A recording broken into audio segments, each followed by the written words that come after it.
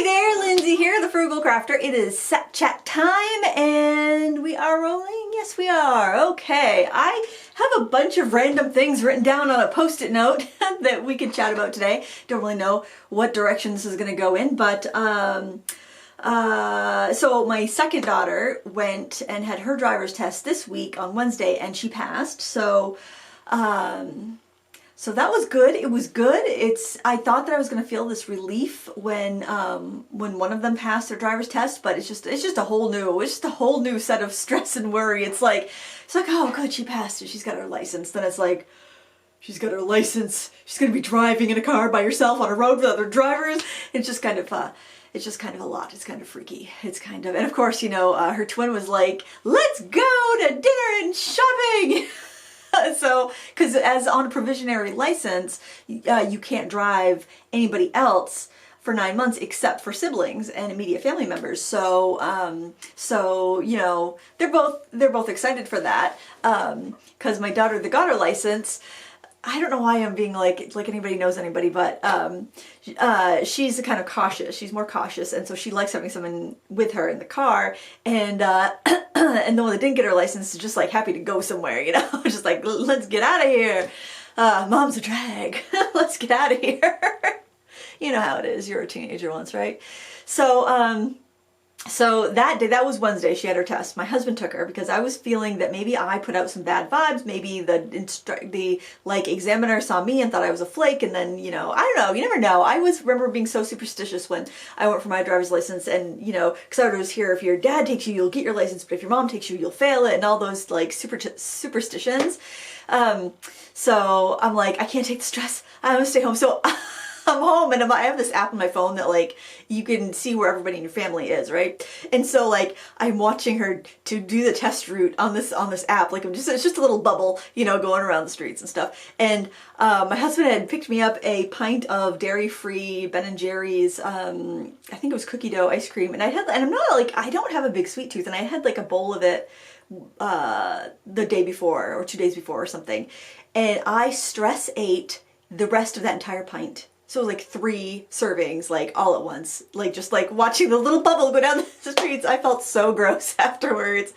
Oh, I didn't even eat dinner until like, I usually eat dinner at like 5:30. I didn't even eat dinner till like 8 because I was just so full from that ice cream, and just kind of like, you know, sweet sick. But and my husband was so shocked. I'm like, oh, come on. Like, you've never done that. Like, nobody else has ever done that. Everyone's done that. So anyway, I feel like this has been a week of like learning new things. I decided to try live streaming again, so I did a live stream yesterday. Well, not yesterday. I'm filming this Friday. It's 3:13 in the afternoon. I decided to try live streaming on my phone. I recently upgraded my phone, so I have a new phone, and I had this old one. It wasn't really that old, but I use track phones. So what I do is I order them because it's so inexpensive. I don't use a phone very often, like a cell phone very often. So it's quite a deal.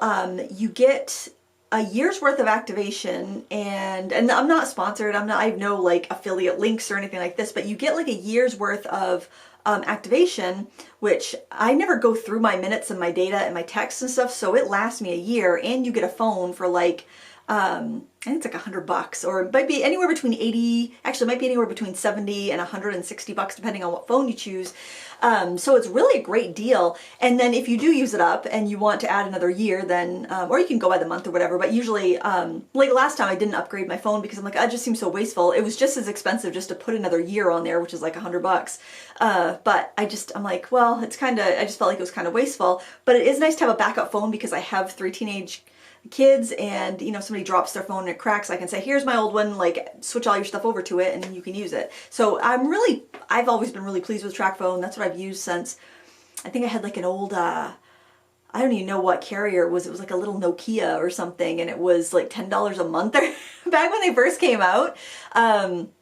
So I mean, I've never been a big phone user, so it's nice you get a smartphone very inexpensively. So I had the old phone, And it still worked really well. And I'm like, geez, I wonder if I could use this for live streaming, because I won't have to worry about any phone calls coming in or texts coming in or notifications going off on it, because I had pretty much everything else taken off of it.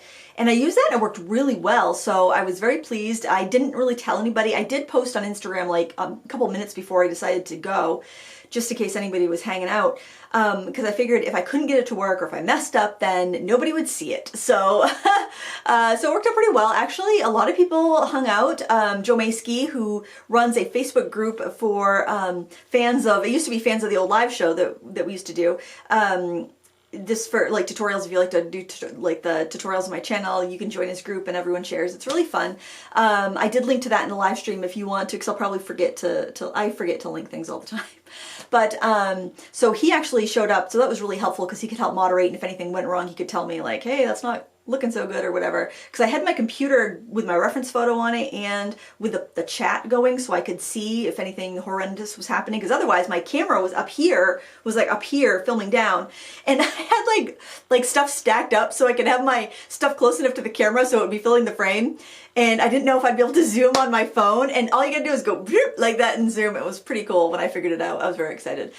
So I learned how to do that, so that makes it possible. There was like no tech issues. I mean, like, knock on wood or whatever the heck that stuff is made out of.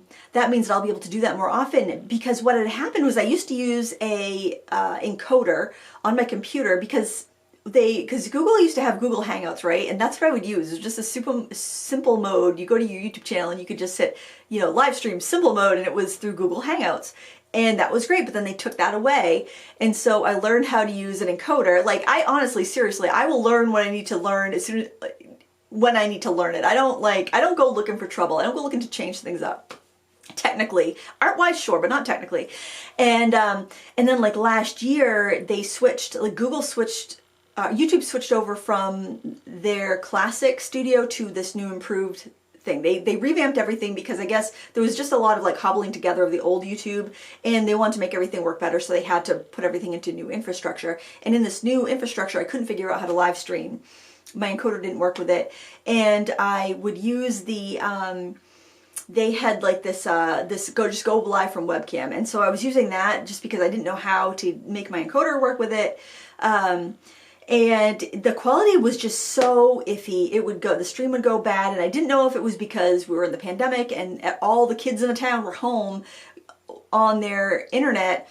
And I just figured, I have internet through the cable company, and I just figured that probably with everybody schooling and doing the Zooms and everything, that it was just kind of degrading everybody's internet quality, and I just couldn't get I couldn't get a quality that I was happy with. And I plan my live streams ahead of time. I usually do the artwork ahead of time, practice it, so that when I'm doing the stream, I can answer questions and I already know what I'm doing. I don't have to think about what to do next because I've already done it once. So I'm on like autopilot painting, and the active part of my brain is glancing at chat and trying to respond to those things. So it would be very discouraging when it would all be ruined because the quality wasn't good, and then I've spent all this time preparing something and then the quality's meh. It's like I might as well have just recorded my practice and just uploaded that and not even bothered. So the quality was good, I think, because I had fewer things to go through, plus the kids were at school that day. So I might be able to do like a Thursday or Friday live stream.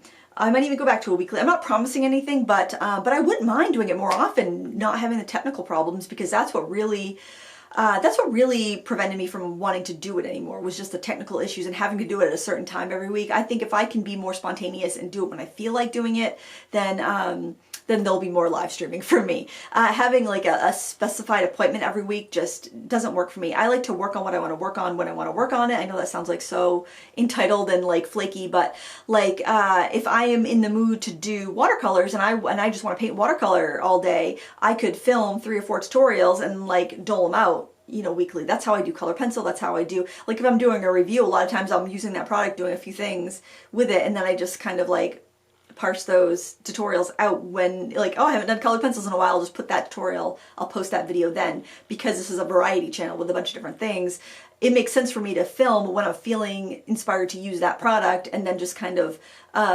schedule it out so I'm not posting like 3 watercolors in a row or 3 colored pencils in a row. Does that make any sense? I don't know. You probably don't even care. It's probably not even like, why is she telling me this? We don't care. This is what we did anyway, and the replay is up. Isn't that pretty? I found a, hopefully that's not glaring too much from my light. I found a website called plantillustrations.org, and like this, the original illustration that I copied was from 1618 or something. Because if I am going to go from a reference, work from a reference photo or print or something, I want it to, you know, it needs to be in the public domain. I don't want to get like sued or anything. I know a lot of people don't seem to care about that, but I do. So I just love that. And I love that style of like the vintage botanical prints, and it's a treasure trove. I linked to that in that video. If you check out that live stream, there's a link to that specific print that I used, and also there's so many vintage illustrations. It's so lovely just to look through and be inspired by. I just think it's just a lot you can learn from copying that style. For like, you can learn drawing techniques, you can learn pen techniques. Yeah, there's a lot you can teach yourself just by, you know, copying. So and then this right here was so fun. I just finished this today. I'm going to scoot over here a little bit. Hopefully you can see that. This is with Brusho, which I have Brusho and a bunch of different pigment powders, and I haven't used them in a while. And usually if I'm using them, I'm doing kind of like card backgrounds and just spontaneous things, because planning when you're using Brusho can be very difficult. But I had a member in Critique Club ask me if I had any tips for using Brusho, and I said, well, hey, why don't I use it in the next Critique Club project? So that's what I did, and I really had fun doing this. I love how it turned out. I tend to be heavy-handed, so I've got to really like ease up on it, but I really like how it came out.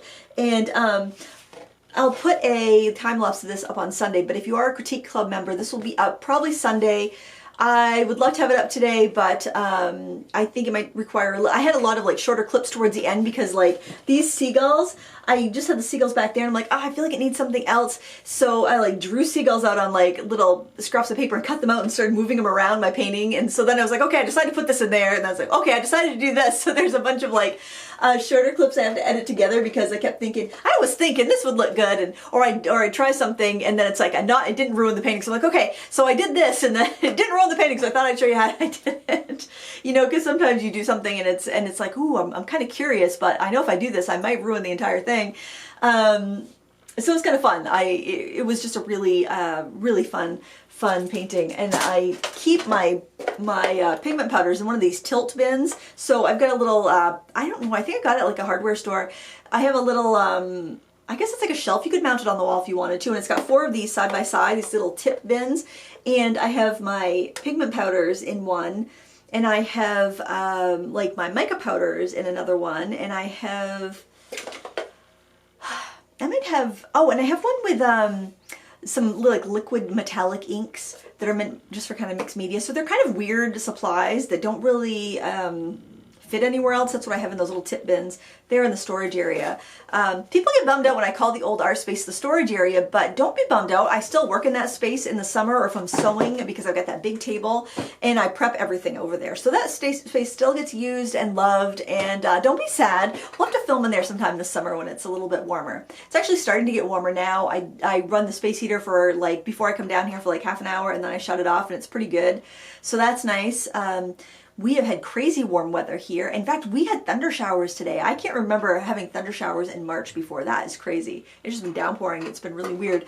But it's been warm. That's not going to say we're not going to get snow showers or snowstorms in April. We usually get one like the first week in April, usually on April Fool's Day, just to kind of, you know, Mother Nature telling us what's what. A little Mother Nature's little joke on us.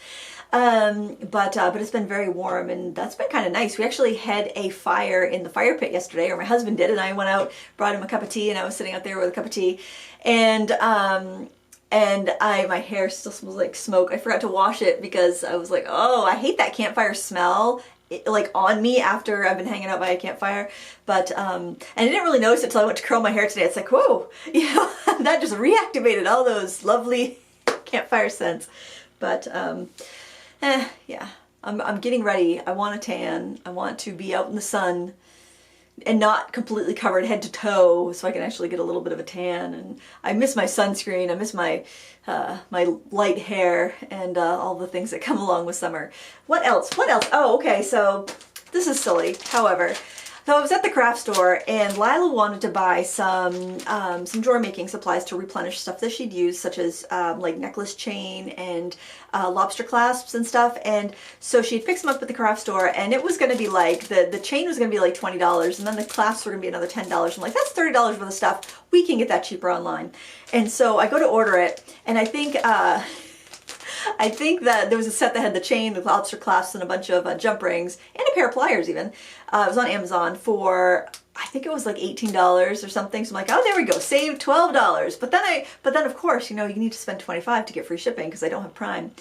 And so I found a set of 40 stencils for like $13. So I spent the same amount of money if I just let her buy the stuff to begin with, but I've got 40 stencils now to show for it. Oh, I've been using those stencils a lot in gel printing. I've got 2 gel printing videos up on my channel now, and I got another one coming up. You remember the chipboard I was telling you about 2 weeks ago? I'm like, do I keep it? Do I get rid of it? Well, I used it, and I filmed this video last week. I don't think I mentioned it last week. I filmed it. It's like a 2-hour long tutorial on how to use chipboard, and we do some jelly printing on it. It's pretty fun. It's fabulous. However, by the end of it, I'm like, you know, I don't have any desire to do anything else with chipboard. So I texted my friend for the daycare, and she said she would be happy to take it. So so I used a bunch of it. I'm giving the rest away. In case you were wondering how the chipboard saga ended up. But the reason that video isn't up yet is because I want to premiere it so that we can hang out and chit chat while it's going. So I like to do that on the longer videos because it just gives us all the time to just hang out and just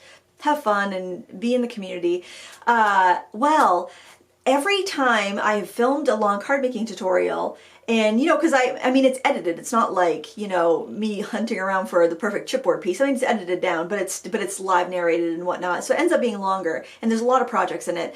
Anytime I've uploaded one of those, I notice at about the hour mark, the video starts freezing, and the video freezes, but the audio keeps going just fine. It's the weirdest thing. And so yesterday, or 2 days ago, actually it was like 2 or 3 days ago, I was looking at it because I wanted to schedule it, because this was before I was going to try doing a live stream. I was going to schedule that premiere and like hang out.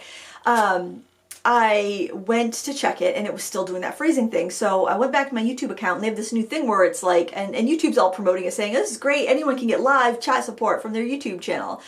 Go into your dashboard and you can see it. So I'm like, well, I'm gonna give that a try. You know, I don't have very high hopes. And it's like, oh, you're the second person in line, you're the first person in line, oh, it's your turn. So it's like, they make it seem like you're actually talking to a person. I think you're talking to a robot, quite frankly. So I explain my situation. Oh, yes, I see. What video? I send it to her, or him. Oh, it's her. Her name was Marge, apparently. The robot. It's honestly, what was the name of it? Was the Jetsons robot named Marge? Or was it Rosie the robot or something? I don't know. I think I had a Jetsons robot talking to me. And, oh, well, I need more time to look at this. Can we email you back? I'm like, okay, that's fine. But I'm thinking, well, maybe it is a real person because they're going to email me back. And they just email me back saying, reasons why your video could be freezing is maybe your internet connection isn't good. Try refreshing your computer. It's like, it's not my computer, it's YouTube processing. So I was very discouraged with that. So as soon as that plays right, then I will schedule it as a premiere so you guys can know when it is. But I can't schedule it until it fixes itself, because once you schedule a premiere, you can't go back in and check on that. And I don't know if it keeps processing it or what, but it's very frustrating. And I've noticed that every time I have had a longer video like that. And the reason I know to check for it was the first long card making video I premiered with the Dollar Tree stickers.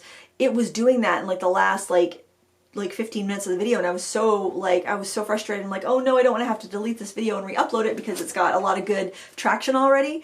It's just the stupid things you have to think about, like on YouTube. You don't want to delete a video that's doing well, because if you re-upload it, it probably won't do very well, and people won't watch it, or people will be upset that you re-uploaded something, and that's just a big thing. You want it to just go off perfectly, or there's kind of no point in doing it, I guess, which is, it's just frustrating that there's that, everything has such high stakes, it seems like. But anyway, so that's been filmed. We're just waiting on the robots of YouTube to make it play smoothly, I guess. So anyway, I found this set of stencils. I don't know if you'll be able to see it. Maybe if I hold it in front of my shirt. Oh, you know what? I got some black foam core, I think.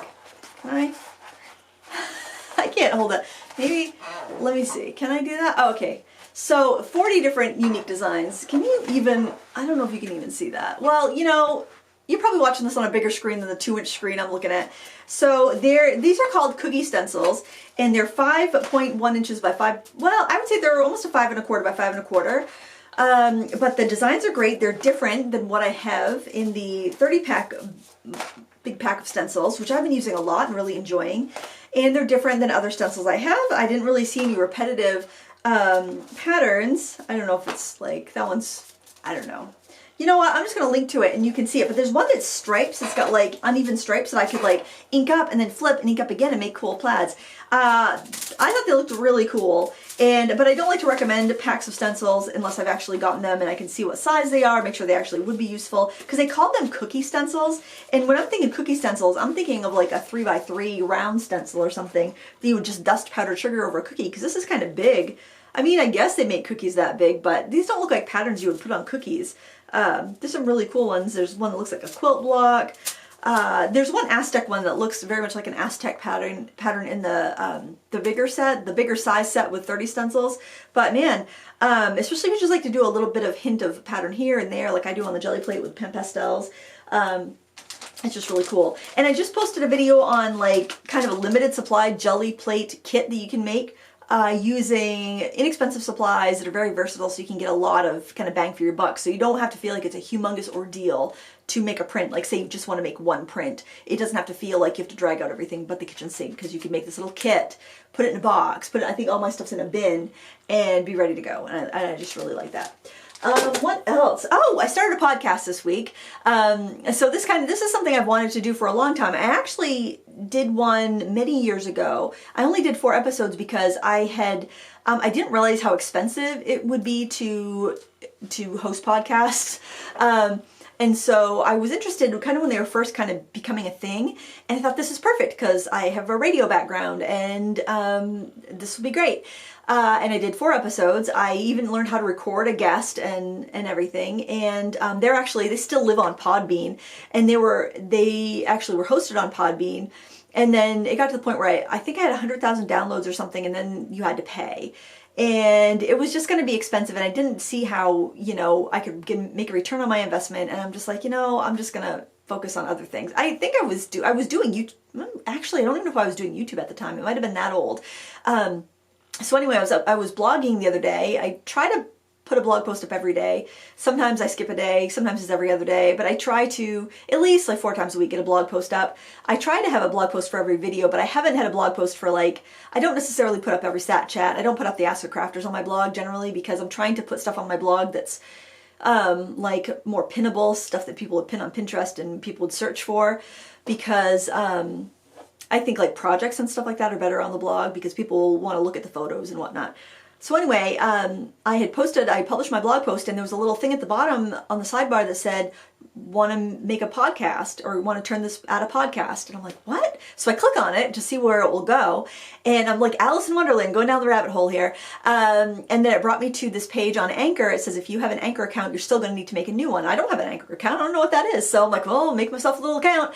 And so it gives you the option. It brings up your podcast. You can import your blog, and it brings up your blog post, like all the text, and you can either read the text from your blog post and make a podcast like to go with it. And I guess that would be really handy for people that had a hard time seeing or reading. So I thought, well, that's really neat. Or you can have it like they will do it, which means I guess a robot voice will read it, which I did not try, but I am kind of curious about.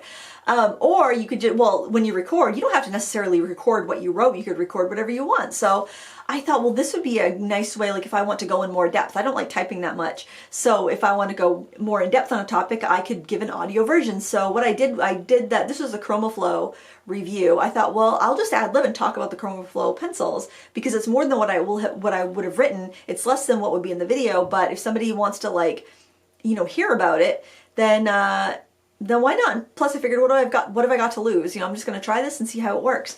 And it worked really well. It was pretty fun. And so then the next day I did a blog post intending to make a podcast. So I wanted to talk about like spring cleaning, your craft room.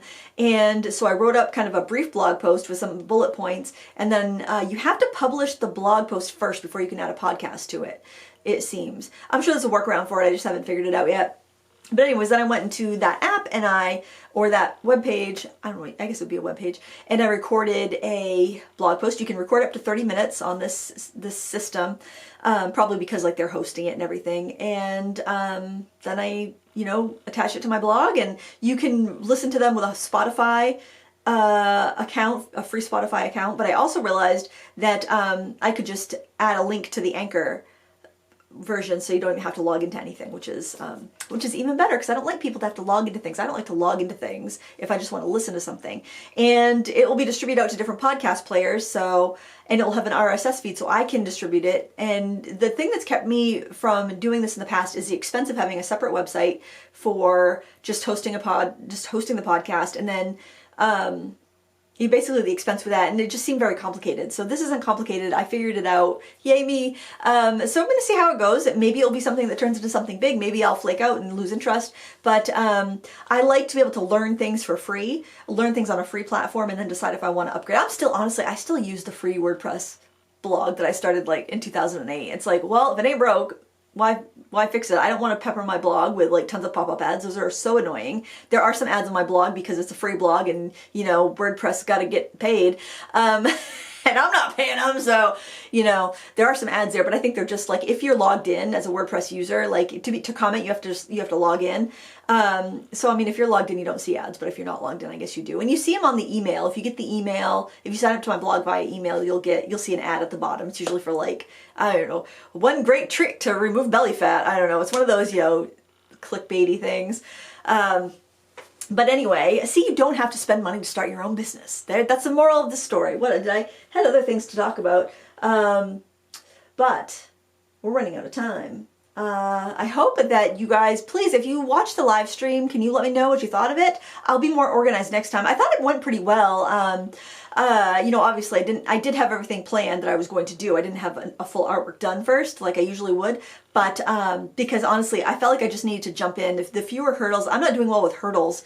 If I've been just kind of like jumping from project to project to project that I'm interested in, just jumping right in and learning it and doing it. I'm not big on planning things, and then I just feel like I lose a lot of momentum and a lot of interest when I plan things. I gotta kind of go for it when I'm interested in it, especially these last couple of weeks. I'm not sure why. Maybe because I'm like got cabin fever and I'm ready for spring and I'm just kind of in that mindset. Maybe it's because my kids are getting the driver's licenses and I'm a little stressed out and I need to shift my focus. I don't know. My gosh, I've been like, I think what I'm doing is I'm trying to avoid thinking about college and putting 2 children in college. My son has taken a year off. He is going to work. He's not going right off to college. He's not interested in school. I think this pandemic has done a doozy. And honestly, I don't think you're getting your money's worth if you're sending your kids off to college during the pandemic.